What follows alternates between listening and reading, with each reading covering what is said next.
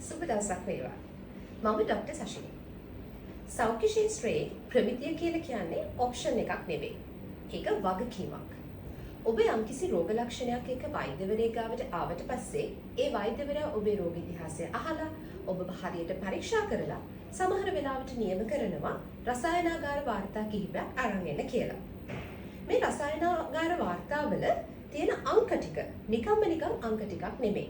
මේවා ඉතාමත්ම වැදගත් කතාවක් කියන ප්‍රතිඵල. මේ රසායනාගාර වාර්තාවලින් ඔබේ ඉදිරි ප්‍රතිකාර ක්‍රමය තීරණය වෙනවා. සමහර විට ඒක දීර්ඝකාලීන ප්‍රතිකාර ක්‍රමයක් වෙන්න පුළුවන්. එහෙම නැත්නම් ඒක ශල්‍ය කර්මයක් වෙන්න පුළුවන්. ඔබේ ජීවිතේ ඉතාමත් වැදගත් තීරණයක් ගැනීම ප්‍රතිකාරයක් වෙන්න පුළුවන්. ඉතින් එහෙමනම් ඔබට තේරෙනවා මේ ලැබ් රිපෝට් එකක නිර්වද්‍යතාවය කොච්චර වැදගත්ද කියන එක. ඒ නිසා මම අද කතා කරන්න බලාපොරොත්තු වෙන්නේ ඔයාගේ ලැබ් රිපෝට් එකක් ගන්න ලැබ් එකක් තෝරගන්නකොට මොනවද සැලකිලිමත් වෙන්න ඕන කාරණා කියලා. නිවැරදිව ලැබ් රිපෝට් එකක් දෙන ලැබ් එකක් නම් ඒගොල්ලන්ගේ ප්‍රතිඵල යාමනය කිරීම සඳහා විවිධ වැඩසටහන් වලට අනුයුක්ත වෙලා තියෙනවා. එයින් එකක් තමයි internal quality control programs කියන එක.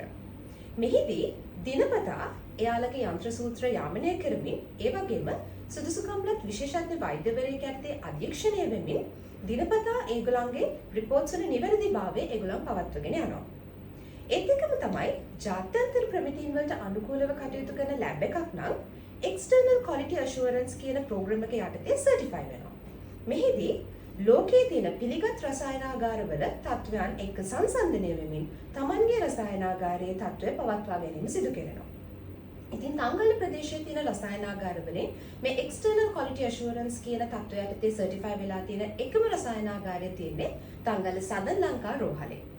ඒ නිසා ඔබ Tamanගේ ලැබ් රිපෝට් එක ගන්නකොට මිල මත පමණක්ම පදනම් වෙන්නේ නැතුව මිලත් සමගම ඒත් එක්කම ක්වොලිටි එකත් හරියට හිතලා බලලා හරියට ලැබ් එකක් තෝරගන්නවා නම් මම හිතනවා සදන් ලංකා රෝහල ඔබට ඉතාමත් සුදුසුයි කියලා. ඊට පස්සේ ඔබේ ප්‍රතිකාරවලට හරියටම තීරණ ලබා ගැනීම සඳහා රසායනාගාර සේවය අවශ්‍ය නම් එන්න තංගල සදන් ලංකා රෝහල වෙත. ස්තුතියි.